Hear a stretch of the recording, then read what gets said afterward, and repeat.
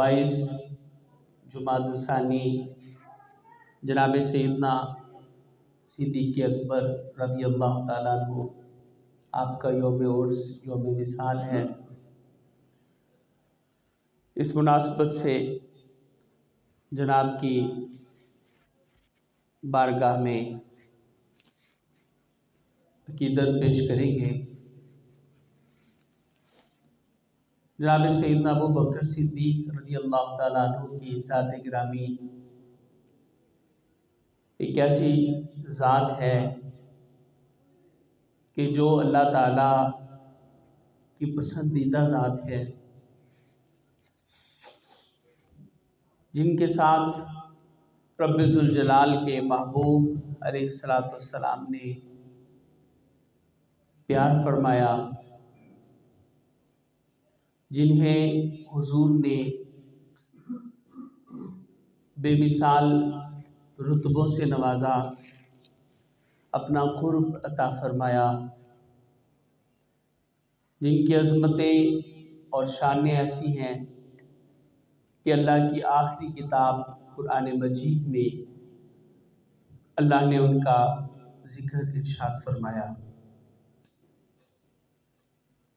ये जो कुरान करीम के वाक़यात हैं, जिन बातों का कुरान में ज़िक्र है, जैसे हुजूर और हज़रत अबू बकर सिद्दीक़ रज़ी अल्लाह ताला अन्हु आपका जो हिजरत का वाक़या और गार में ठहरने का कुरान में ज़िक्र है, ये कुरान में महज इत्तिफ़ाक़ी नहीं है, बल्कि कुरान कदीम है। अल्लाह तबारक व तआला की सिफ़ात में से एक सिफ़त है कुरान मजीद, अल्लाह की कलाम। बाकी सारी चीज़ें मखलूक़ात हैं, लेकिन कुरान ये अल्लाह की मखलूक नहीं है, ये अल्लाह की कलाम है। और पूरी उम्मत के ईमान वालों का इस पर इत्तिफ़ाक़ है कि कुरान अल्लाह की कलाम है और अल्लाह की सिफ़त है।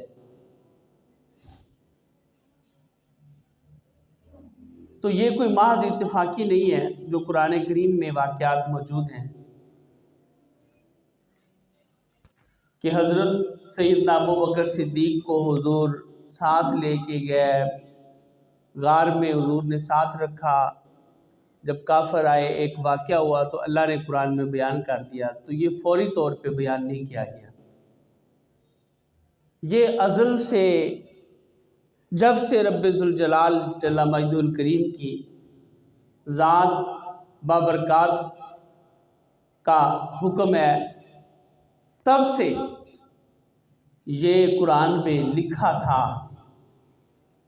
कि अबू बकर हुजूर के साथ होंगे और गार में इस तरह से जो दुश्मन आएंगे और आपस में ये बात करेंगे। ये कदीम है, वाक़या हुआ, हुजूर हिजरत करके गए, एक वाक़या हुआ। लेकिन ये ऐसा नहीं है कि जो अचानक से हुआ, ये ऐसा है जो रब्बे ज़ुल जलाल ने पहले से लिखा हुआ, कुरान मजीद में पहले से मौजूद है, लोहे महफूज में पहले से मौजूद है। इसकी एक मिसाल मैं पेश करता हूँ। सही बुखारी शरीफ में हदीस मौजूद है, जनाब सैयदना मूसा अलैहिस्सलाम की हज़रत आदम अलैहिस्सलाम के साथ मुलाकात हुई। तो हज़रत सैयदना मूसा अलैहिस्सलाम ने हज़रत आदम अलैहिस्सलाम से सवाल किया कि आदम, आप सफ़ीउल्लाह हो, अल्लाह ने आपको अपने दस्ते कुदरत से बनाया, आपके अंदर अल्लाह ताला ने अपनी बरकत वाली रूह अपने फजल से डाली, अल्लाह तबारक व तआला ने फरिश्तों से सजदा करवाया, इतनी अज़मतें और शानें रब्बे ज़ुल जलाल ने आपको अता फरमाई। तो आपने ये जो दरख्त से खाया, ये ना खाते ताकि ये मामला जो है ये ना बनता आपके जन्नत से बाहर तशरीफ़ लाने वाला। तो ये सब कुछ क्यों हुआ? हज़रत सैयदना आदम अलैहिस्सलाम ने जवाब दिया। हुज़ूर फरमाते کہ جناب آدم علیہ السلام نے حضرت موسیٰ کو فرمایا کہ اے موسیٰ آپ کلیم اللہ ہو، اللہ تعالیٰ نے آپ کے ساتھ کلام فرمائی، آپ کو عظمتوں شانوں سے مالا مال فرمایا، آپ نے یہ سب کچھ کس جگہ پڑھا، کیسے پتہ چلا؟ تو حضرت موسیٰ علیہ السلام نے عرض کی کہ یا آدم یہ تورات میں نے پڑھا۔ تو حضرت آدم علیہ السلام نے فرمایا کہ موسیٰ آپ بتائیں کہ تورات اللہ نے میرے پیدا کرنے سے کتنا پہلے لکھی؟ تو حضرت موسیٰ علیہ السلام نے کہا کہ 40,000 سال یا کم و بیش۔ تو آدم علیہ السلام نے فرمایا کہ اے موسیٰ اس چیز کا مجھے بلیم دے رہے ہو کیا لے یا مجھ سے پوچھ رہے ہو جو اللہ تعالیٰ نے میرے بنانے سے اتنے ہزاروں سال پہلے لکھ دیا تھا کہ یہ سب کچھ ہوا؟ ہوگا تو نہیں لکھا نا۔ جب قرآن میں ہم پڑھتے ہیں تو کیا پڑھتے ہیں؟ قرآن میں یہی پڑھتے ہیں نا کہ انہوں نے کھایا اور لکھا ہوا پہلے ہے۔ یہ بھی اللہ نے نہیں لکھا، یہ بھی نہیں فرمایا کہ وہ کھائیں گے، فرمایا انہوں نے کھایا، انہوں نے کیا۔ اب غار کی بات کریں تو میرے حضور اور ابو بکر غار میں گئے، نبی علیہ السلام کو ابو بکر نے کہا کہ یا رسول اللہ وہ آ گئے ہیں، اور میرے حضور نے فرمایا یہ تو اللہ تعالیٰ نے پہلے لکھ دیا، پہلے فرما دیا، ارشاد فرما دیا۔ تو یہ کوئی محض اتفاقی نہیں ہے۔ تو ہم یوں بھی کہہ سکتے ہیں کہ قرآن قدیم ہے اور رب ذوالجلال جل مجدہ الکریم اپنے فضل و کرم اور احسان سے میرے نبی اور حضور کے ساتھی حضرت ابو بکر صدیق کو وہ کمال اور وہ عظمت عطا فرمائی کہ جب سے رب ذوالجلال نے قرآن مجید کلام فرمایا اس وقت سے رب ذوالجلال نے حضرت ابو بکر صدیق کا ذکر بھی اس میں ارشاد فرما دیا تھا۔ تب صدیق تو کیا آدم بھی پیدا نہیں ہوئے تھے، تو چن کے بنایا۔ پہلے یہ نقشہ بن چکا تھا کہ میرے نبی علیہ السلام کے ساتھ کون ہوگا، یہ پہلے نقشہ بن چکا تھا۔ تو جس ذات کو اللہ تعالیٰ نے پہلے سے ہی چن رکھا ہے، آپ اس کے لیے پوچھیں کہ جی اس کی شان کہاں سے ثابت ہوتی ہے؟ تو حاضرین گرامی قدر، جب حضرت سیدنا ابو بکر صدیق نے حضرت سیدنا بلال کو خریدا، جو ان کی قیمت بنتی تھی اس سے زیادہ قیمت ادا فرمائی، تو عرب کے جو سردار تھے وہ حیرت زدہ ہو گئے کہ ابو بکر کوئی عام تاجر تو نہیں ہے کہ خسارے والی تجارت کرے یا ضرورت سے زیادہ خرچہ کرے، یہ تو بڑا سمجھدار تاجر ہے، پھر یہ بلال کو اتنے مہنگے داموں کیوں خرید رہا ہے؟ جب خرید لیا تو کافروں نے یہ کہا کہ ضرور بلال نے کوئی خفیہ احسان کیا ہوگا ابو بکر پر، آزاد اس لیے کیا، کوئی احسان کیا ہوگا، کوئی ابو بکر کا فائدہ کیا ہوگا کسی موقع پر، تو اس فائدے کا بدلہ چکانے کے لیے ابو بکر نے بلال کو اتنی مہنگی رقم کے ساتھ خریدا ہے۔ تو رب ذوالجلال نے ارشاد فرمایا وَمَا لِأَحَدٍ عِندَهُ مِن نِعْمَةٍ تُجْزَىٰ، کسی کا اس پر کوئی احسان نہیں ہے کہ جس کا بدلہ دیا جائے۔ اللہ نے جواب دیا، سوال کافروں نے کیا اور جواب کس نے دیا؟ اللہ رب ذوالجلال نے جواب دیا، بات کافروں نے کی۔ اب اندازہ کریں شان سیدنا صدیق اکبر کا کہ جب حضور علیہ السلام کے خلاف کافر بات کرتے ہیں تو اللہ جواب دیتا ہے، اور میرے نبی کے جانشین کی بھی عظمت اتنی ہے کہ جب کافر ان کے خلاف کوئی بات کرتے ہیں تو ابو بکر صدیق نہیں بولتے، ابو بکر کے آقا کا رب بولتا ہے وَمَا لِأَحَدٍ عِندَهُ مِن نِعْمَةٍ تُجْزَىٰ، کسی کا کوئی احسان نہیں ہے ابو بکر پر کہ جس کا وہ بدلہ دے، إِلَّا ابْتِغَاءَ وَجْهِ رَبِّهِ الْأَعْلَىٰ، اسے تو اپنے اعلیٰ رب کی رضا چاہیے نا، وہ تو اللہ کی رضا کے لیے کر رہا ہے۔ تو چونکہ اس نے اللہ کی رضا کے لیے کیا، رب اسے راضی کرے گا، تو ارشاد فرمایا وَلَسَوْفَ يَرْضَىٰ، ان قریب اسے راضی کیا جائے گا، ان قریب یہ راضی ہو جائے گا۔ اور جناب سیدنا ابو بکر صدیق کی وہ غار والی بات میں کر رہا تھا کہ میرے نبی علیہ السلام کے ساتھ آپ ٹھہرے، 3 दिन آپ نے میرے نبی علیہ السلام کے ساتھ غار میں کچھ دن قیام فرمایا، تو کافر حضور کی تلاش میں تھے، میرے نبی علیہ السلام کے ساتھ جانی دشمن ہونے کا ان کا چل رہا تھا، تو تلاش کرتے کرتے پہنچ گئے غار ثور پر، اس پہاڑ پر کہ جہاں پر انسان پیدل جائے تو مشکل سے جاتا ہے۔ جناب سیدنا ابو بکر صدیق رضی اللہ تعالیٰ عنہ، آپ نے میرے آقا علیہ السلام کو کندھوں پہ بٹھایا اور پہاڑ کے اوپر چڑھے۔ قریباً 4500 فٹ بلندی پر وہ جگہ واقع ہے۔ تو یہ عشق و محبت کا ایک انوکھا واقعہ ہے کہ حضور علیہ السلام آپ تشریف فرما ہیں، ابو بکر بھی حضور کے ساتھ ہیں،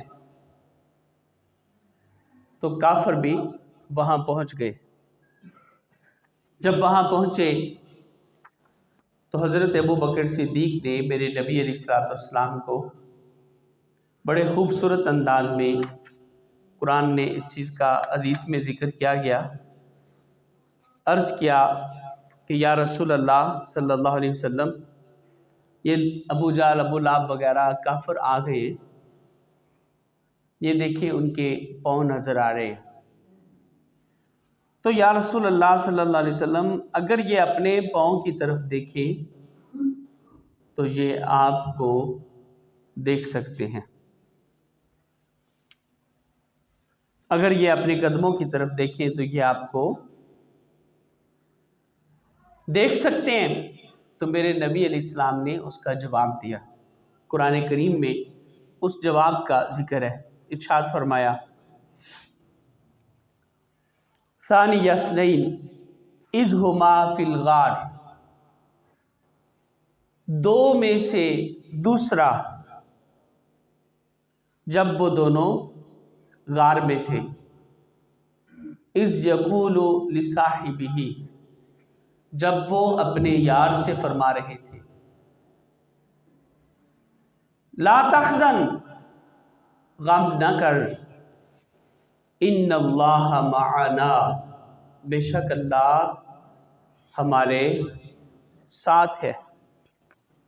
اب یہاں پر جناب ابو بکر صدیق نے حضور سے یہ بات کہی کہ یا رسول اللہ، اگر وہ اپنے پیروں کی طرف دیکھیں تو وہ ہمیں دیکھ سکتے ہیں۔ میرے حضور نے فرمایا لا تحزن، ابو بکر غم نہ کرو، ان اللہ معنا، بے شک اللہ ہمارے ساتھ ہے، غم نہ کرو، اللہ ہمارے ساتھ ہے۔ اب یہ حضور نے اس موقع پر فرمایا، لیکن قرآن کی آیت نازل ہوئی الا تنصروه فقد نصرہ اللہ اذ اخرجہ الذین کفروا، اگر تم اس کی مدد نہیں کرو گے تو اللہ تبارک و تعالیٰ نے اس کی مدد کی، جب کافروں نے مسلمانوں کو مجبور کیا اور وہ ہجرت کے لیے نکلے۔ فرمایا ثانی اثنین اذ ہما فی الغار، اب یہاں وہ گفتگو جو نبی پاک صلی اللہ علیہ وسلم اور حضرت ابو بکر صدیق کے درمیان ہوئی، یہ اللہ تبارک و تعالیٰ نے قرآن جو ہے وہ ابھی ارشاد فرمایا تھا؟ نہیں، بلکہ فی لوح محفوظ قرآن میں موجود ہے کہ لوح محفوظ میں اللہ کی کلام موجود ہے۔ قرآن تازہ نہیں نازل ہوتا تھا کہ جیسے کوئی واقعہ ہوتا پھر اللہ تعالیٰ ارشاد فرما دیتا، بلکہ یہ ارشادات تو بہت پہلے سے اللہ تبارک و تعالیٰ کے ہاں محفوظ ہیں، لیکن بات بعد میں ہوئی تو اللہ تبارک و تعالیٰ نے اس کی وہ واقعہ جو ہے وہ قرآن کی آیت کی صورت میں نازل فرمایا۔ اب یہاں پر حضرت ابو بکر صدیق کا ذکر قرآن میں اس طرح سے موجود ہے کہ جب وہ دونوں غار میں تھے۔ اب اس جگہ پر کوئی بھی انکار نہیں کرتا کہ حضور کے ساتھ ابو بکر کے علاوہ کوئی اور تھا۔ جب وہ فرما رہے تھے لصاحبہ، اپنے صاحب کو، اپنے ساتھی کو، اپنے صحابی کو، لا تحزن ان اللہ معنا، غم نہ کرو بے شک اللہ تعالیٰ ہمارے ساتھ ہے۔ تو یہاں پر ابو بکر صدیق کو حضور کا یہ کہنا کہ غم نہ کرو اللہ ہمارے ساتھ ہے، یہ اس چیز پر بہت پختہ دلیل ہے کہ آج بھی اس وقت غار میں تھے، آج مزار میں بھی ساتھ ہیں، تو آج بھی اللہ اپنے نبی علیہ السلام کے ساتھ ہے اور ابو بکر صدیق کے ساتھ ہے۔ تو میں پچھلے جمعۃ المبارک پر یہ بات کر رہا تھا کہ لوگ تاریخ کی کتابیں ڈھونڈتے ہیں، وہاں سے شکوک و شبہات والی باتیں نکالتے ہیں اور مسلمانوں کو سنا کر ان کا ایمان خراب کرتے ہیں، جبکہ یہ شیطان کا عمل ہے۔ کسی بھی مسلمان کو اس بات پر غور کرنا چاہیے کہ قرآن میں یا حدیث پاک کے واضح الفاظ میں اللہ کے پیارے نبی علیہ السلام نے کیا فرمایا ہے۔ اگر تاریخ میں کوئی واقعہ ایسا ملے جو اس کے برعکس نظر آئے تو کیا ہم قرآن کو چھوڑیں گے یا تاریخ کو چھوڑیں گے؟ اگر واقعات کو کوئی سابقے لاحقے ملا کے دو باتوں کو جوڑ کے کلیے لگا لگو کے کوئی ایسی بات درمیان سے نتیجہ اخذ کر لیتے ہیں کہ یہ یوں ہے، پھر یہ ہوا، پھر یہ ہوا، لہٰذا یہ ہوا، یہ لہٰذا لوزہ نکالنے سے پہلے ہم قرآن تو پڑھ لیں کہ قرآن ان کی شان کو بیان کر رہا ہے کہ نہیں کر رہا۔ اگر قرآن شان بیان کر رہا ہے تو ہم لہٰذا نکال کے کیا قرآن کے منکر یا کیا اسلام کے منکر نہیں بن سکتے بھلا، جس کی شان قرآن میں واضح موجود ہے۔ یہ لحاظے لحوظے اس وقت ہوتے ہیں جب کسی واقعہ کا ذکر واضح طور پر قرآن و حدیث میں موجود نہ ہو، کسی شخصیت کی کسی شخصیت کی عظمت اور شان قرآن میں واضح موجود نہ ہو، تو پھر ہم دو باتوں کو ملا کے اس کے اندر سے نتیجہ اخذ کرتے ہیں۔ تو یہ قیاس شرعی جائز بھی ہے بعض صورتوں میں، لیکن جہاں پر واضح ہو وہاں پر تو قیاس کی گنجائش ہی نہیں ہے۔ اور قرآن میں حضرت سیدنا ابو بکر صدیق رضی اللہ تعالیٰ عنہ آپ کی شان کئی مقامات پر واضح طور پر بیان ہے، اور اس مقام پر تو اتنی واضح ہے کہ بچہ جانتا ہے کہ جب حضور نے ہجرت کی تو آپ کے ساتھ کون تھا۔ کسی بھی مسلک کا ہو، ہر مسلک کا بچہ جانتا ہے کہ جب حضور نے ہجرت کی تو میرے نبی کے ساتھ کون تھا۔ قرآن نے ان کے بارے میں کیا کہا؟ تو قرآن نے کہا ان اللہ معنا۔ قرآن نے فرمایا کہ نبی انہیں فرما رہے تھے آپ پریشان نہ ہو، اللہ ہمارے ساتھ ہے۔ تو آج اگر کوئی حضرت ابو بکر صدیق کے خلاف بات کرے تو آج بھی وہی بات آئے گی یہاں پر سچی کہ نبی علیہ السلام فرما رہے ہیں آپ پریشان نہ ہو، اللہ ہمارے ساتھ ہے۔ تو پھر ابو بکر صدیق کے ساتھ اللہ ہے، اور جو ان کے خلاف ہو اس کے ساتھ شیطان کے سوا اور کون ہو سکتا ہے۔ تو اللہ پاک نے اس واقعے کو اس طرح بیان فرمایا فَأَنزَلَ اللَّهُ سَكِينَتَهُ عَلَيْهِ وَأَيَّدَهُ بِجُنُودٍ لَّمْ تَرَوْهَا۔ تو اللہ نے اس پر اپنا سکینہ اتارا اور ان فوجوں سے اس کی مدد کی جو تم نے نہ دیکھی، وَجَعَلَ كَلِمَةَ الَّذِينَ كَفَرُوا السُّفْلَىٰ وَكَلِمَةُ اللَّهِ هِيَ الْعُلْيَا، اور کافروں کی بات نیچے ڈالی اور اللہ ہی کا بول بالا ہے، واللہ عزیز الحکیم، اور اللہ غالب ہے، حکمت والا ہے۔ اور وہ مدد روایات میں احادیث کی کتابوں میں اس کا ذکر آتا ہے کہ اس غار کے منہ پر جب حضور تشریف لے گئے تو ایک مکڑی نے جالا بنایا، ایک کبوتری نے گھونسلہ بنایا، اس میں انڈا دیا، اور وہاں پر وہ ماحول اتنا پرانا تھا کہ دیکھنے والے کو ایسے لگ رہا تھا کہ صدیاں ہو گئی ہوگی، یہاں سے تو کوئی گزرا ہی نہیں ہے۔ اگر کوئی گزرا ہوتا تو جالا ٹوٹ جاتا، کبوتری کے انڈے گر جاتے، اس کا گھونسلہ کیسے بنا ہوا ہے۔ تو ابھی 3 دن 4 دن پہلے، چند دن پہلے تو وہ نکلے ہیں مکہ سے، تو یہ یہاں پر نہیں ہو سکتے۔ وہ منظر، وہ ماحول دیکھ کر کافر میرے نبی علیہ السلام کے پاس جا کے بھی واپس آ گئے۔ یہ اللہ تعالیٰ کی مدد تھی، اور اس مدد میں جو حضور علیہ السلام کے ساتھ انسانوں میں مددگار تھے وہ حضرت ابو بکر صدیق رضی اللہ تعالیٰ عنہ تھے۔ تو آج ان کا یوم وصال ہے۔ دنیا بھر میں جو حضور الاسلام کے وفادار امتی ہیں وہ انہیں خراج عقیدت پیش کر رہے ہیں، ان کے لیے ایصال ثواب کر رہے ہیں، ان کے لیے دعا کر رہے ہیں، اور ان کے وسیلے سے حضور کی امت کے لیے بھی دعا کرنی چاہیے کہ اللہ تبارک و تعالیٰ اپنا فضل کرے اور دین اسلام کو غلبہ نصیب فرمائے۔